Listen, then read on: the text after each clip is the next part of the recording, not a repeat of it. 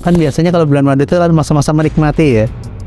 Masa-masa menikmati, sudah sekian lama berumur, menikah, pengen ada sesuatu hal yang mau kita jalanin dong.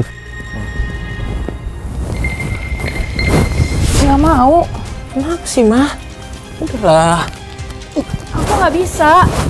Kita berdua tidak bisa melakukan hubungan seperti layaknya suami istri. Aku ini suamimu loh.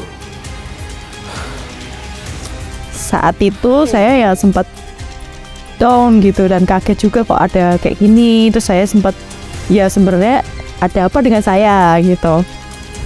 Kamu nggak tahu apa yang aku rasain. Masa kayak gitu nggak bisa sih kamu?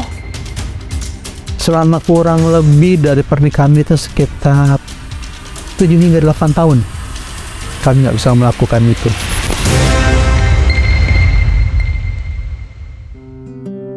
Oke. Jadi gimana dok? Jadi begini Bapak Ibu, setelah kita periksa dari hasil lab, sebenarnya tidak ada masalah. Masa sih dok, tapi kok saya ngerasa ada yang aneh ya? Sayang, kita dengerin dulu anjuran dari dokter. Iya. Ya. Ini semua bagus hasilnya, hanya saja mungkin Bapak Ibu kurang refreshing. Tenangkan aja hati pikiran, perbanyak dulu refreshing. Jalan-jalan kemana, bawa Ibu jalan-jalan. Kalau awal-awal kayak mungkin baru menikah nih, masih mikirnya mungkin normal. Lama-lama ini kayaknya udah mulai ada something yang nggak beres gitu kan. Terus kok ke dokter ini dibilang kurang rileks, dokter ini bilang trauma, akhirnya jadi kayak kita jadi pusing gitu kan, kayak gimana gitu. Terus merasa kayak ada something yang nggak berfungsi gitu, yang harusnya jadi kita nggak bisa berperan maksimal sebagai seorang istri. Istilahnya ada something yang kayak ya peran kita tuh istilahnya kayak ada yang ya disfungsi, istilahnya kayak gitu ya. Sama-sama lah nyari lah, istri itu sampai dari dokter, sampai dikasih obat perangsang, sampai kita melakukan liburan ke mana, di daerah puncak gitu kan.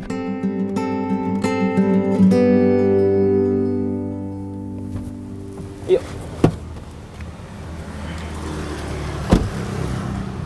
Sayang, baju aku udah rapi belum sih?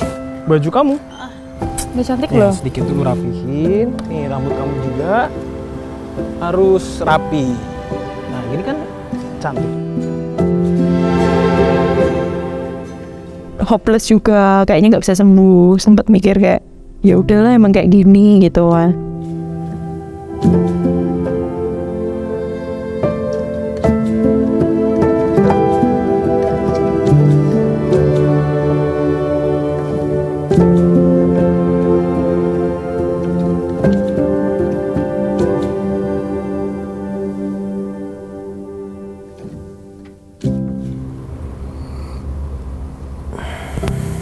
Malah dia tidur.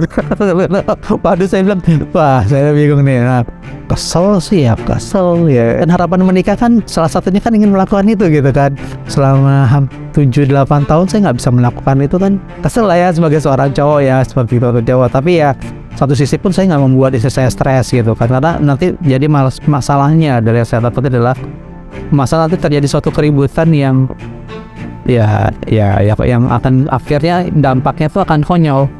Workaholic, bekerja. Jadi saya bekerjanya gila-gilaan gitu. Jadi saya berangkat pagi, pulangnya udah malam. Jadi paling di rumah itu hanya sebagai tempat tidur. Jadi benar-benar bekerja. Saya hanya bekerja dan terus bekerja bekerja. Ya daripada saya pelampiasan lain, ya udahlah. Saya bekerja aja lah, udahlah. Enak lo ya kerja sekarang cuti terus ya. Bukan madu mantap dong. Honeymoon sih honeymoon, liburan sih liburan bang. Lu tau kan bang, tujuan gua honeymoon, tujuan gua liburan. Gua program sama istri gua kan. Tapi lu tahu, gagal semuanya bang. Gagal. Ya ketika gua program sama istri gua. Saya pernah cerita, wah lu belum pernah kayak gitu. Wah untung itu lu Chris katanya. Loh kenapa? Kalau gua jadi lu, gua ceraiin istri lu. Masih banyak wanita di tempat lain. Kadang-kadang lu nggak coba ini, nggak coba apa namanya, cari alternatif. Enggak, saya nggak pengen seperti itu.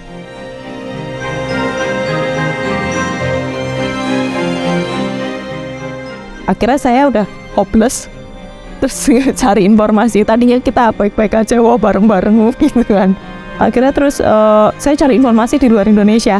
Saya menemukan dokter itu jadi vaginismus merupakan kekakuan pada dinding vagina sehingga menyebabkan terjadinya kekakuan pada saat penetrasi, baik itu penetrasi karena hubungan seksual maupun penetrasi karena tindakan medis.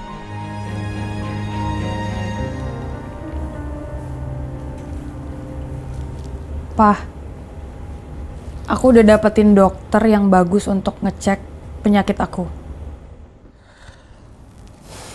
Dokter apa lagi sih, Ma? Kita udah berapa kali konsultasi ke dokter. Hasilnya nggak ada. Coba kamu hitung. Ya tapi ini dicoba dulu, siapa tahu berhasil. Kamu yakin? Yakin. Komunikasi dengan istri ya pasti sering ribut ya. Karena kan ya jujur aja sih, salah satu hubungan seksual itu kan salah satu yang membentuk suatu chemistry ya, benar ya. Ya pasti sering ribut lah, pasti sering ribut itu. Tapi ya saya juga nggak mau menekan dia. Aku ikut kamu aja. Yang penting aku nemenin kamu aja. Ya. Makasih ya. 6 tahun, 7 tahun, akhirnya kita sibuknya malah pada kesibukan masing-masing gitu. Jadi kayak ya suami kemana, kita kemana gitu. Tapi saya tetap kayak nyari informasi apa-apa gitu. Ya sempet ngalamin kayak gitu. Hidup segan mati pun enggan.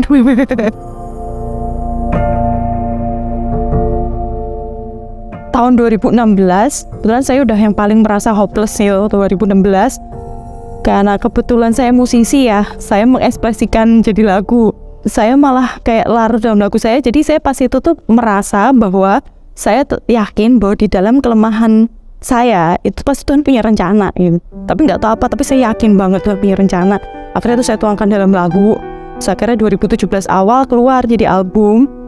Akhir 2017 saya ketemu dengan dokter yang tepat dan akhirnya sembuh. Di situ saya merasa kayak oh ini rencana Tuhan gitu.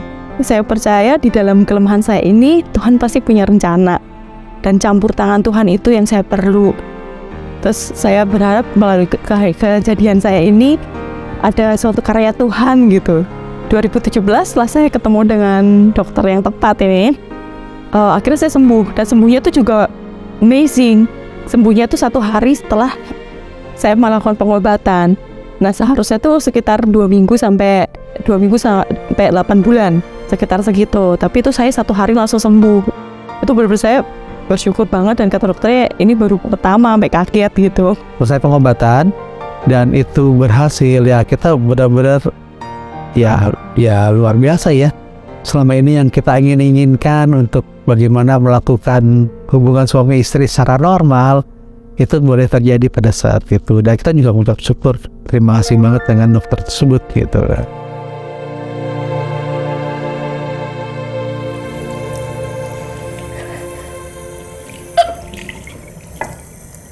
Ma?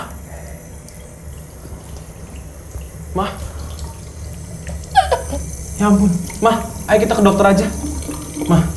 Wah kayaknya nih curiga gitu, kok jadi mual-mual seperti itu. Terus akhirnya kita kembali ke dokter yang tadi menyarankan untuk bayi tabung. Dok, jadi gimana hasil pemeriksaan istri saya?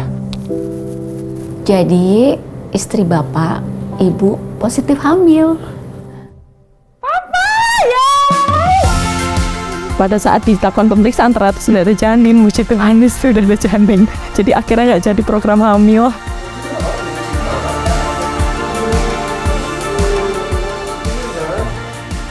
Dari semua ini saya tahu bahwa Tuhan itu selalu ada dalam pernikahan. Jadi pernikahan itu nggak cuma suami sama istri, tapi ada Tuhan di situ.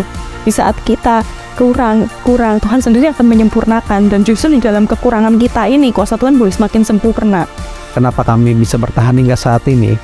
Karena kami adalah pernikahan itu adalah suatu komitmen dalam suatu janji. Pernikahan kan baik suka, duka, baik sakit ataupun sehat, itu kan selalu bersama-sama, ya kan?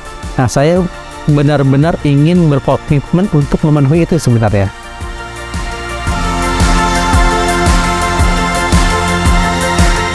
Makanya kenapa perjalanan ini walaupun banyak keluh kesah, walaupun banyak sakit hati, tapi kita berdua masih tetap menjaga hubungan ini bagaimana tetap harus utuh.